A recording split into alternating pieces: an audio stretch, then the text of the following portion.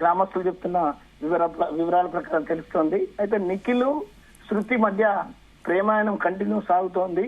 అయితే వీరి ముగ్గురి మధ్య తీవ్ర స్థాయిలో గొడవలు జరుగుతున్నాయని చెప్పేసి అనుమానాన్ని వ్యక్తం చేస్తున్నారు. ఈ కారణంగానే వారు నిన్న మధ్యాహ్నం 3 గంటలకు ముగ్గురు కలిసి అది చేరుకున్నట్టుగా ఈ అడ్లూరు ఎల్లారెడ్డి చెరువు వద్దకు చేరుకొని ముగ్గురు సూసైడ్ చేసుకున్నారా, లేక వీరిద్దరిని హత్య చేసి చెరువులో వేసి ఎస్ఐ పారిపోయారా అనేది ఇంకా మనకు ఎస్ఐ శవం లభించే వరకు కూడా మనకు దాన్ని ధృవీకరించలేకపోతున్నాం. అయితే ప్రధానంగా ఎస్ఐ మృతదేహం అనేది ఇప్పటి వరకు కూడా చాలా లభించకపోవడం అనేది సస్పెన్స్ గా మారుతోంది.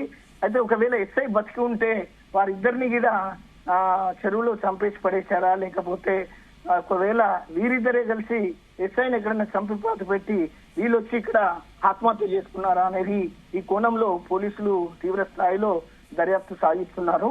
అయితే రాత్రి 2:30 వరకు కూడా ఏదైతే గాలింపుల చర్యలు చెప్పేటప్పుడు వీరిద్దరు మృతదేహాలు లభించినాయి, కానీ మిగతా వారికి సంబంధించిన మనకు ఏదైతే ఎస్ఐకి సంబంధించిన మృతదేహం అనేది మనకి ఇంతవరకు బయటకు రాకపోవడం అనేది ఇంకా అనుమానాలకు సాగిస్తుంది. అయితే కామారెడ్డి ఎస్పీ సింధు శర్మ రాత్రంతా అక్కడే అడ్లూరు ఎల్లారెడ్డి ఏదైతే ఆ చెరువు పెద్దకట్ట చెరువు మీద అక్కడే ఉండి గాలింపు చర్యలు చేపట్టినప్పటికీ కూడా మనకు ఎలాంటి ఇంకా ఆధారాలు ఆచూకీ లభించలేదని చెప్పవచ్చు శృతి.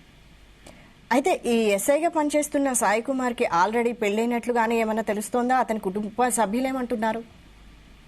వాస్తవానికి ఈ ఎస్ఐకి వివాహం జరిగింది. అదేవిధంగా శృతికి కూడా వివాహం జరిగి 10 ఏళ్ల క్రితమే విడాకులైనట్లుగా సమాచారం ఉంది. కానీ నిఖిల్ అనే కుర్రాడికి మాత్రం ఇంతవరకు వివాహం జరగలేదు.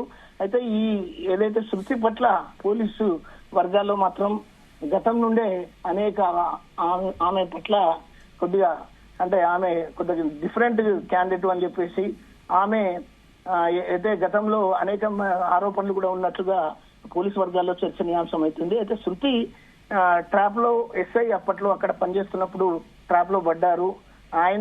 ఆమెను వదిలించుకొని అక్కడి నుంచి ఆయన బిక్కనూరు ఎస్ఐకి ట్రాన్స్ఫర్ అయినప్పటికీ కూడా తర్వాత వారిద్దరి మధ్య ఎలాంటి లావాదేవీలు జరిగాయి, అసలు ఎలాంటి వారి మధ్యలో ఏం జరిగినాయి అనేది కూడా ఆ కోణంలో పోలీసులు తీవ్ర స్థాయిలో వాళ్ళు ఏదైతే విచారణ సాగిస్తున్నారు. అయితే ప్రధానంగా మనం చూస్తుంటే శృతి ఈ ట్రయాంగిల్లో ఈ ముగ్గురి మధ్యలో ఈ వివాదాలకు దారితీసి ముగ్గురిని అంటే అనేక కక్షలకు అనేక అంటే శత్రుత్వాలకు దారితీసిందనేది చెప్పవచ్చు. మరి నిఖిల్ కుటుంబ సభ్యులు గానీ ఎవరన్నా బయటకు వచ్చారా? వాళ్ళేమంటున్నారు?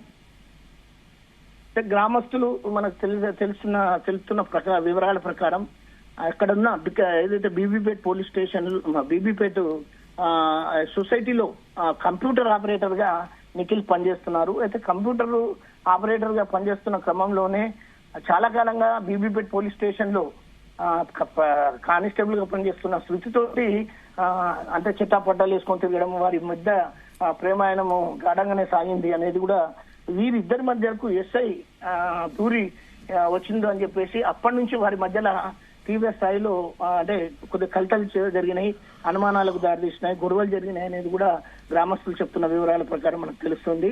అయితే కాకపోతే నిఖిల్ కుటుంబీకులు మాత్రం కేవలం శృతి మా అబ్బాయిని పూర్తిగా ట్రాప్ లోకి దించి మా అబ్బాయి జీవితాన్ని నాశనం చేసింది, ఆ శృతే ప్రధాన కారణం అని చెప్పేసి గతంలో ఎస్ఐ కూడా అనేక సార్లు బెదిరించిండు, ఇక్కడ నుంచి అసలు నువ్వు వెళ్ళిపో, ఇక్కడ పనిచేయద్దు, నువ్వు ఊళ్ళోనే ఉండొద్దు అని చెప్పేసి కూడా అనేక రకాలుగా ఆమెను నిఖిల్ ను బెదిరించిన సందర్భాలు కూడా ఉన్నాయని చెప్పేసి కుటుంబీకులు ఆరోపిస్తున్నారు. మనకు థ్యాంక్ యూ సార్.